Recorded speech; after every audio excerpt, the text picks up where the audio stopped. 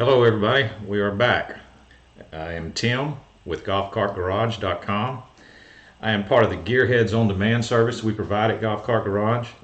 If you need to schedule a phone call with me to talk about golf cart issues, you can click the link in the description. If you need to schedule a video session where I can see what your problem is, you can click on the link in the description and schedule that also. It is Thursday, March the 17th. We are live right now on Facebook and YouTube at the same time. It is actually St. Patrick's Day. So happy St. Patrick's Day, everyone. Everyone in the watching in the live chat, if there's anybody watching in the live chat, feel free to type in, say something in the live chat, say hello, tell me what kind of golf cart you have. We'll get to that. I've got my green on, and I've got my green drink. So let's see. Let's get started. Let's get started answering some questions and seeing if we can help some people out, seeing if we can save some people some money. Here we go. Let me see. Question number 1. I have a club car, 1989 36-volt electric, and it has coils under seat getting really hot and smells. Do you have any suggestions? Well, in a 1989 36-volt club car, there's a series of resistor coils. They're just basically resistor coils of wire. That's the old style speed controller. Like nowadays, the speed controller is the black computerized box. Well, long ago, or not real long ago, they used that resistor coil system in golf cars for many, many years. It's actually a bulletproof system. It works really well, but it's very inefficient. That's how it regulates the speed of your golf cart. That's actually considered your speed controller. You have the old style speed controller. Those coils dissipate heat, and that's the changes in your accelerator pedal. Has more amperage going through those coils as you go faster or slower, and it dissipates heat, and that's how it controls your speed. They do get red hot. That's why if you've got one of those type cars, you should never drive across a dry field with tall grass, because it will definitely catch some dry grass on fire, because those resistor coils will get really hot. The best way to make sure is just to make sure it's all functioning properly, depending on what system you have. If you have a 5-solenoid system, you need to make sure all 5 solenoids are working. If you just have 1 solenoid and just resistor coils, you need to make sure none of your resistor coils are broken. So that's the only thing you can do really with that, unless you just want to yank all that out and completely convert your car over to a modern speed controller system with an electronic speed controller. That can be done too. A lot of people have done that. Okay, let's see. Number 2. This is from 𝗂𝗏𝗏𝗏. An EZ-GO 97 version, new batteries, etc. Try to go but only move a couple of feet and quits. It did the same with the old batteries. Well, it's good that you know that it did the same with the old batteries, because now we've done the thing that I like to do the most. I always like to eliminate the batteries as being the issue. Well, obviously if your issue still remains, then we've eliminated the batteries as being the issue.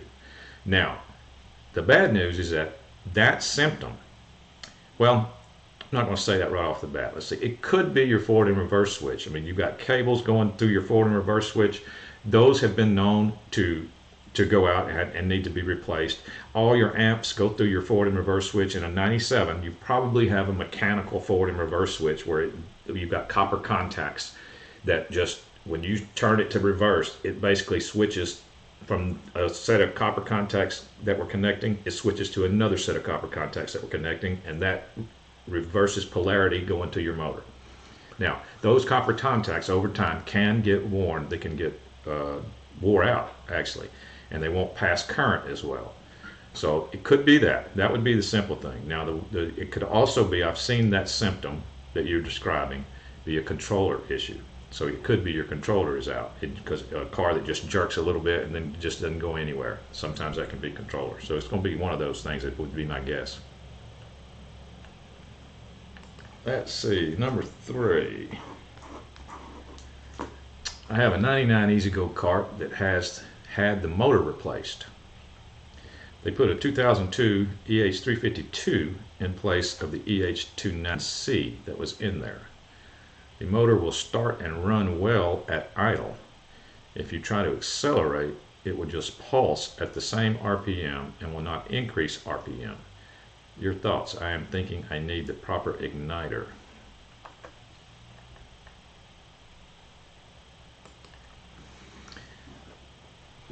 Yeah, it could be the igniter, but so we're talking about did they rewire this to be a utility car? Because you said it would idle now.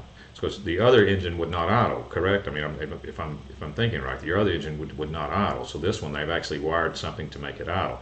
So the obvious things that I would want to check if it won't increase RPMs is that I would want to check throttle linkage and governor adjustment, because it sounds like maybe your governor's kicking in and holding the RPMs back.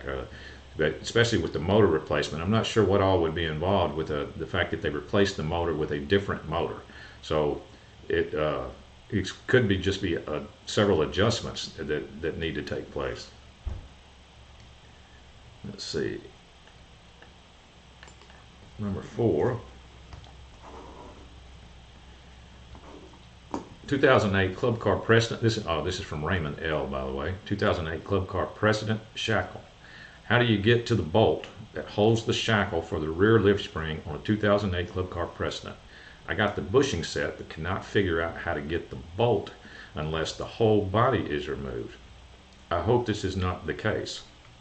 The cart has a rear seat. Thanks for your help.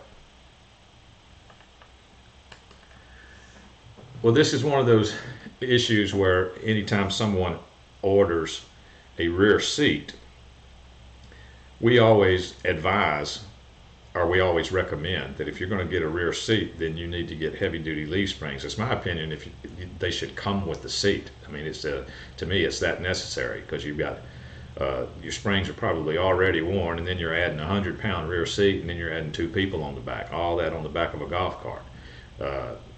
So that way you put rear springs on your cart first, because that seat does get in the way. I mean, there's no doubt about it. It gets in the way. Now, as far as it gets in the way for doing that job, for replacing the shackle or replacing, I'm assuming that you're probably replacing your leaf springs with heavy-duty springs. Now, as far as the body getting in the way, I'm not sure if it's the body, but it might be the rear bumper. But yeah, I would probably not even want to take that job on without removing at least the step on the rear seat, if you could, and possibly the bumper, in order to get to the bolt that you're talking about. Let's see, number 5. This is from Don W. Hello, I have a 2008 48-volt Club Car DSiQ. When I charge it after use, the charger works fine until it gets down to 5 amps and then starts going off and on constantly. Can you tell me what the problem might be? I put new batteries in yesterday and it's still doing the same thing. They needed to be replaced after 10 years. If I need parts, please let me know, and if you have them available, thank you. Can you tell me? Okay, 2008 IQ. Okay, on a 2008 IQ, you definitely have an onboard computer in there, in your cart. The onboard computer tells your charger what to do. It tells your charger to come on, it tells your charger to shut off, it tells your charger what to do, it tells your charger everything to do. So if you're having a problem with your charger that doing what you're saying, especially since you changed the batteries and they're still doing the same thing. Oh, congratulations, by the way, on getting 10 years out of your old set of batteries. Well done. But you put new batteries in and it's still doing the same thing. I'm right off the top of my head, I'm leaning toward you have an OBC problem. But in order to verify that, the easiest way to verify that is let somebody else use your charger. Put your charger on someone else's 48-volt club car. They're everywhere. It should be easy to find one. Just let them use your charger and see if it works normally. If it does work normally on their car, then it's definitely going to be your OBC in your car. It's causing a malfunction.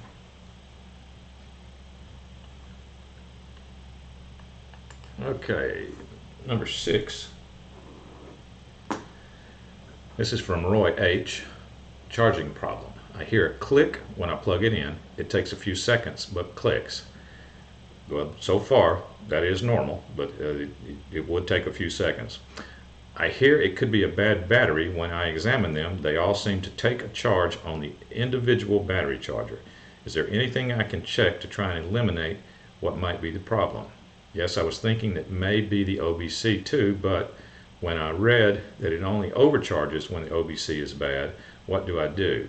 I would like to make sure what the problem is before I start buying stuff. I thought it may be the plug itself and the fuse. I don't know, so I will wait to hear from you and then buy what I think I need from you. Okay, I'm going to leave this up on the screen because there's several questions all in one, so I'm going to leave it on here and answer them one at a time if I can. It says, I hear it click when I plug it in. It takes a few seconds, but it clicks. Okay, that is normal. Okay, you have to understand something. If your charger was not plugged into the wall, or your wall outlet was not hot anymore, like a circuit breaker was blown, that exact same thing would happen. So you need to verify that your wall outlet is hot first.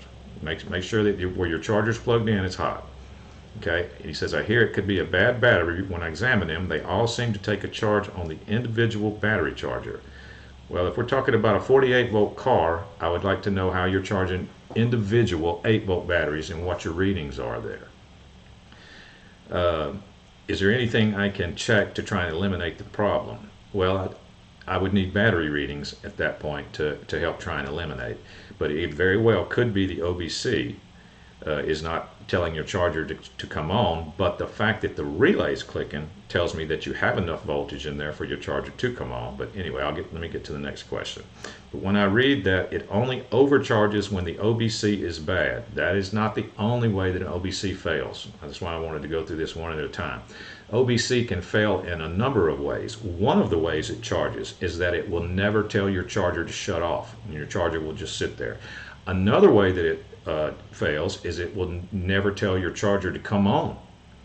And another way that it fails, I think with a previous question, he's got one that's coming on and off and going back and forth. So it can fail in several ways. It does not only fail and continues to overcharge your car. Let's see, thought it might be, I don't know, so I'd like to hear from you. Well, again, let's see, number 6. This would be really easy to eliminate your cars being the problem or your chargers being the problem if you could just take your charger to another car, just like the last person.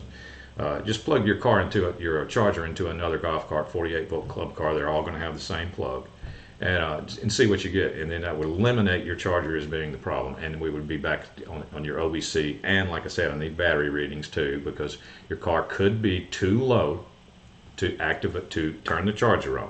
The fact that the relay's clicking kind of tells me that it's not too low, but it could be like a real gray area in there between the relay actually clicking but not having enough power to actually not being strong enough a click to turn the charger on. So it would involve battery readings. Okay, let's see. Number 7. This is from Craig C.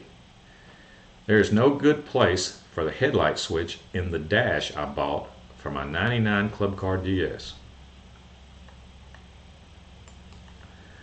Well, I've seen headlight switches in lots of different places. Some people even put them on the behind your leg, beside the shifter, like if you got a shifter behind your knee on whatever golf cart you have. Just on that wall. You can put the headlight switch anywhere you want. It doesn't necessarily have to be on the dash. So if the dash doesn't have a convenient spot, you could drill a hole in the body of the golf cart somewhere and mount it anywhere you want. I mean, just run that particular wiring harness to whatever area you need. You may have to extend it, or you may even need to shorten it because it might be too much. But you can put it anywhere you want if your dash doesn't have a convenient spot. Let's see, number 8.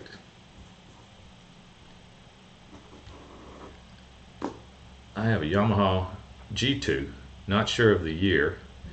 It's having an overcharging issue. I checked all the circuits, bad regulator, replaced it, overcharged even worse, making generator whine, blew a fuse, disconnected regulator, and fuse was okay, plugged back in and blew fuse instantly. Bought another one, did the same thing. Bad regulators, or am I missing something?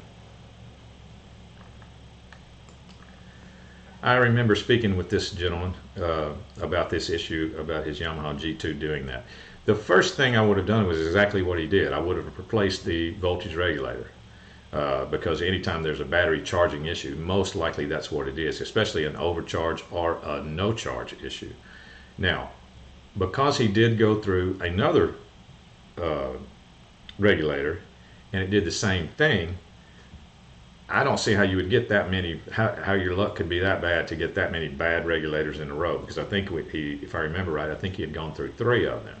So obviously at that point I'm suspecting the starter generator as being the issue. So he was going to do some other test and then decide what he wanted to do from there. So it's either the regulator or starter generator for sure.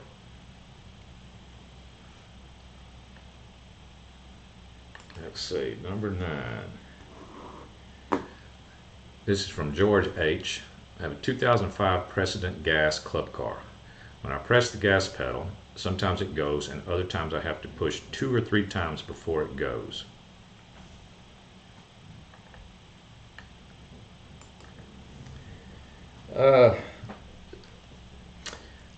My question would be, is the solenoid clicking every time you push the gas pedal? Like if nothing happens on a gas car when you push the gas pedal, if the car doesn't go, then you should at least hear the solenoid click. So that would be my question. Because if the solenoid's clicking, then the starter generator should be turning over. And if the car's not cranking or going anywhere, then it could just be a matter of your starter generator slipping inside the belt. So I would want you the best way to figure that one out was make it fail with the seat open so you can see it. So and see if the starter generator is actually turning and it's slipping inside the belt, or if nothing's happening. So there would be 2 completely different answers from me, because a gas club car, I'm sure that you've heard me talk about 𝗵𝗀𝗄𝗃 before. Well, 𝗵𝗀𝗄𝗃s are associated with electric cars. That's the device that tells your controller what to do, and your controller in turn tells your motor what to do. This is all as you push the accelerator pedal. It goes to the controller. Your 𝗵𝗀𝗄𝗃 communicates to the controller where your foot is, how far your foot's down. Your controller tells the motor his foot's this far down, go this fast. I mean, that's basically how it works. Now on a gas car, there's a device, looks just like an 𝗵𝗀𝗄𝗃, but it's called a G-core in club cars. It's called a G-core. Now there's going to be a micro switch involved in there too, so it could just be a sticking micro switch inside that G-core causing your solenoid not to click. That's why I was asking, is your solenoid clicking? So you may want to schedule a Gearheads on Demand session with me if you'd like, and we can talk about it more extensively.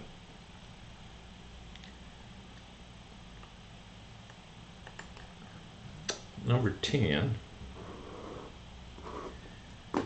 I have a 2009 EZGO ST Sport gas golf cart. I'm looking for a wiring harness for it.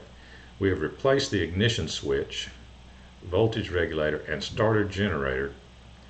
I'm getting clicking sounds from my solenoid. I think my wiring harness needs replaced.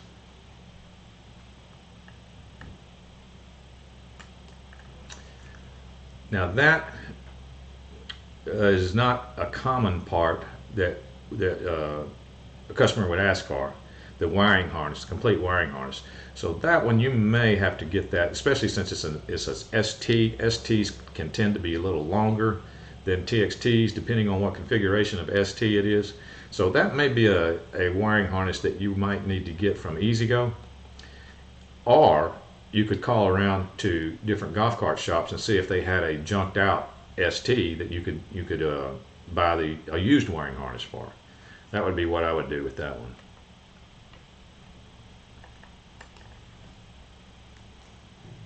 All right. This is from Ken, number 11. My 96 Club Car DS gas starts fine, but sometimes once it's started, after putting it in forward or reverse and pushing the pedal, it doesn't move. I changed the micro switches and the solenoid and checked all wiring and voltages. I do not know what to do next.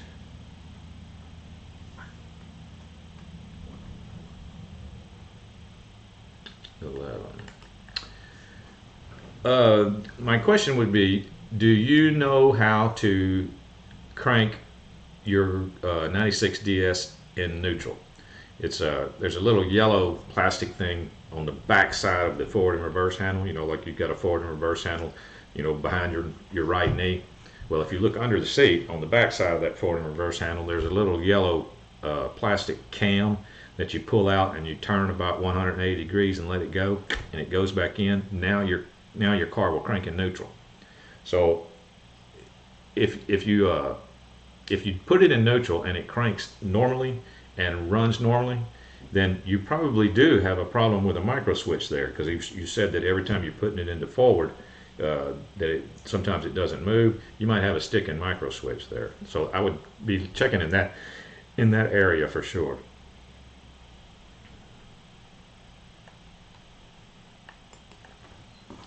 Number 12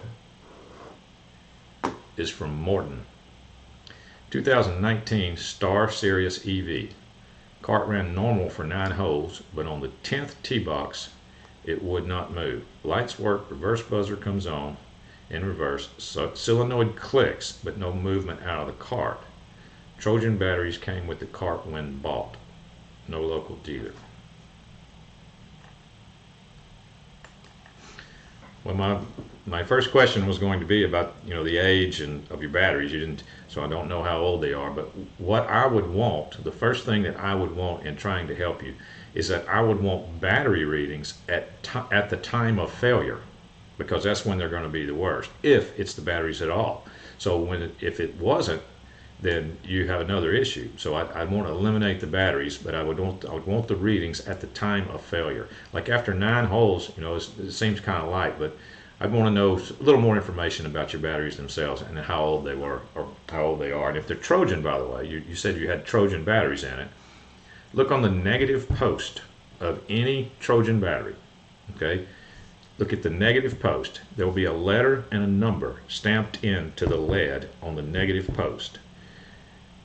The letter is going to indicate the month, the number is going to indicate the year, okay? But if you'll notice, the letter is not going to be like J for January. It's going to be A would be January. Like that's how they do it. Like A, B, C, D, E, F, G is you know, 1, 2, 3, 4 in the month. So check that out and see what your year is, and that would probably help us determine if your batteries are even more or less of a possibility.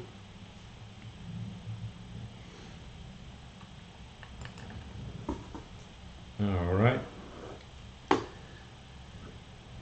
Question number 13.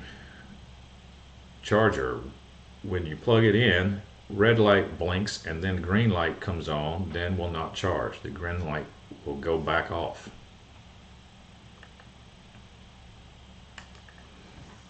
Okay, well, I don't know what kind of car or year or what kind of charger you have, but that's definitely going to be a fault code that is specific to your particular charger. You might get on the internet and plug in whatever kind of charger you have, like get some words and numbers off of it, plug in fault codes for that particular charger, and I'm sure that you'll find something and that will tell you what that fault code is telling you.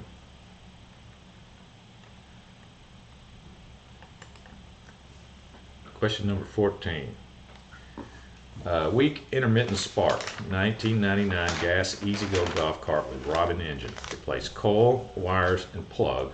Cleaned all wire connections and fuses. Replaced CDI. Engine turns over before, but would run with surges in power. Carb cleaning didn't correct that problem. New carb didn't either. Someone suggested it's an electrical problem and not a fuel issue. Now doesn't run at all. Tired of throwing money at it. Suggestions. I remember speaking with this person about this issue. We talked about it for quite a while. It's going to be either we had determined that he might have gotten a bad CDI, and so it's or igniter. So it's going to be possible bad igniter in his car, and he's going to get another one and give it one more shot. Let's see. Number 15 from David. My My steering sticks to one side and will not straighten up when you turn wheel in another direction. Any suggestions? I've seen what you're talking about. Let me see. See if this is what you mean. Like when you turn the steering wheel all the way to one side, all of a sudden you'll feel it like lock into place, and then you can't even get it out. Is that what you're saying? Because I have seen that before, especially after the installation of some lift kits, some of the lesser expensive lift kits that are out there. Not exactly the same tolerances as the OEM stuff, and sometimes things will get in a bind.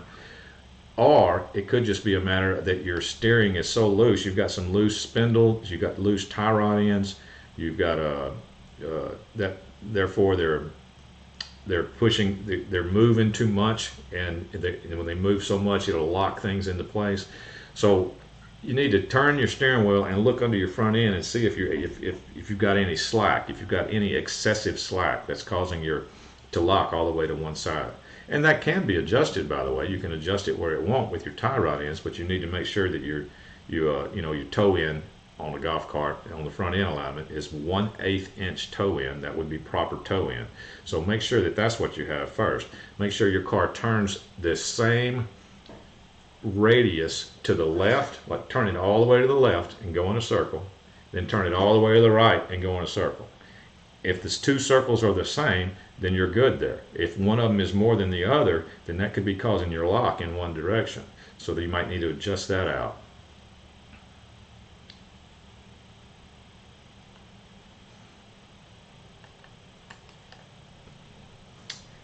Number 16, this is from Larry. I have a 2001 Yamaha G16A that works fine for 9 holes. Then it continues to run when I take my foot off the pedal.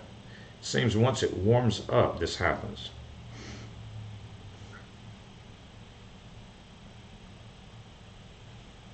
Continues to run when I take my foot off the pedal. Sometimes it seems it warms up, this happens.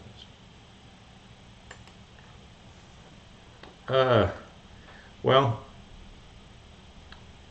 I don't know if the temperature is going to have anything to do with your problem, but your solenoid circuit is staying activated if your car continues to run.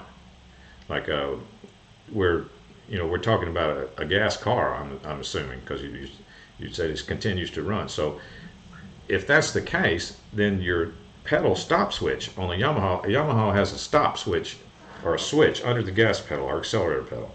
It's the first thing that happens when you touch the accelerator pedal, is it pushes this little small switch. That switch activates your solenoid, which activates your starter generator and turns it over. It turns the motor over. So if your car is still running, it's almost like your pedal is not coming back up high enough, or that stop switch is staying closed instead of opening up when you raise your foot. So you might want to check that. That's where I would be looking at first.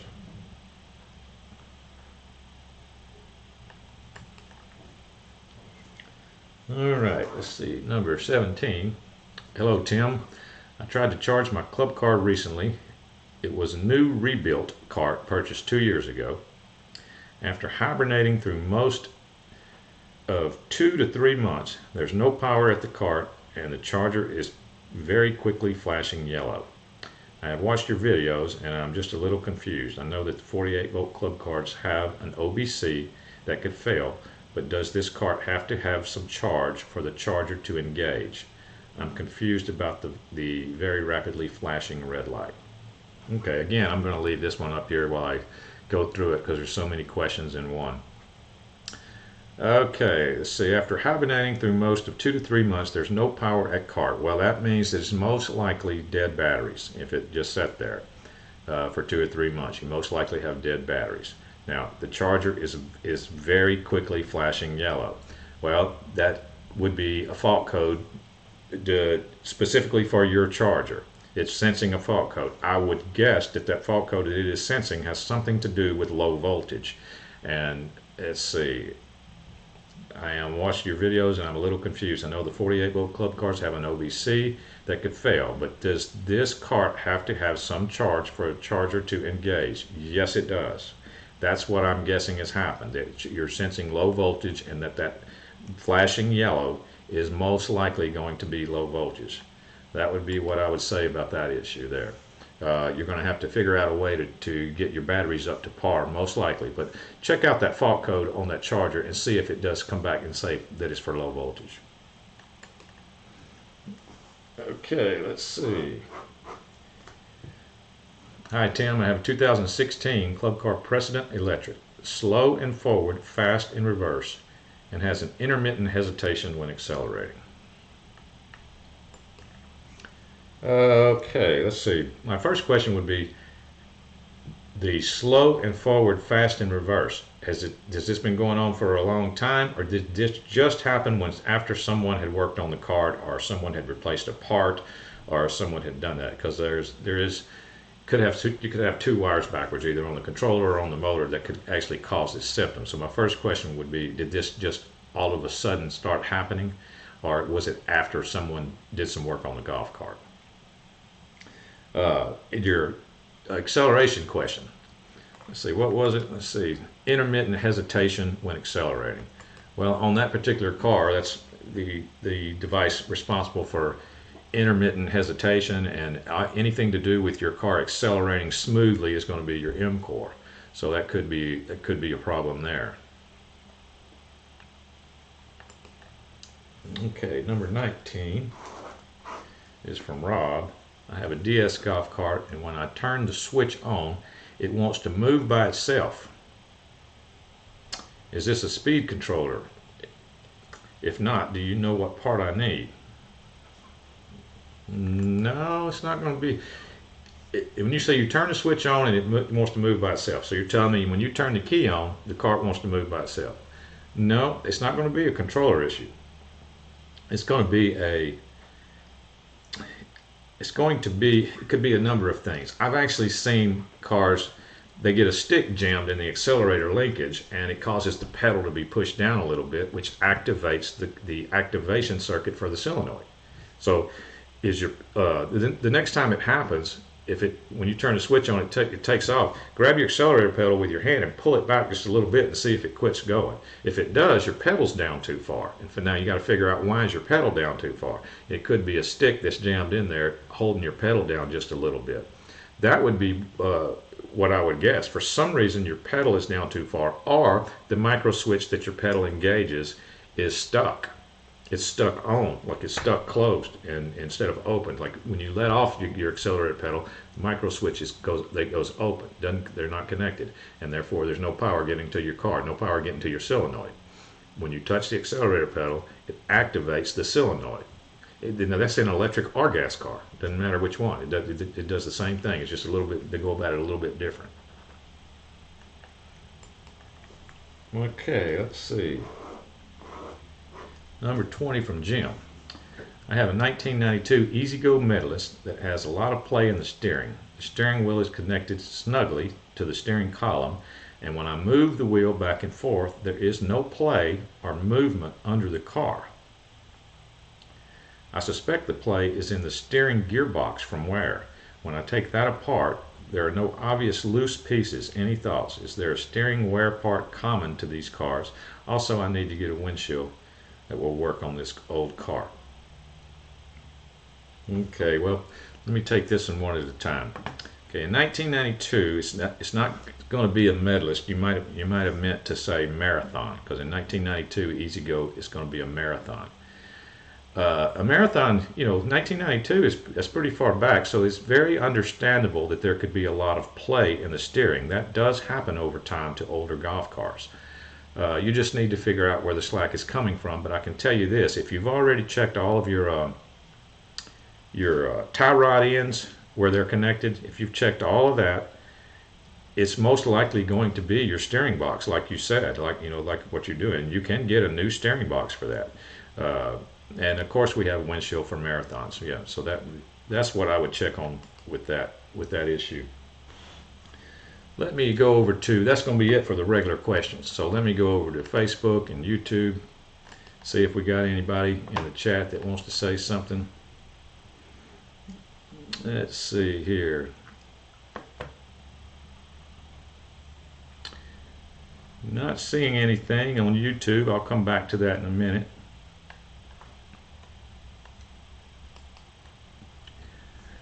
Let's see, what's the tip for this week? I've been doing weekly tech tips every week.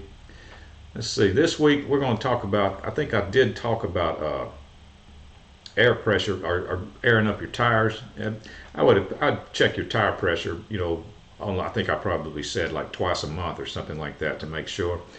But this is a daily tip. Like if you use your car every day, your golf cart, and there's a lot of people that do. There's a lot of people that use their car every day. In Florida, in the South, you know, they live in golf cart communities. I would like for you to, before you get in your car, I'd like for you just to walk around and just look at your tires, because a tire situation can change in one day. I mean, you could have run over a nail on your way home and didn't even know it, or a roofing tack or something. So just walk around your car and physically look at your tires.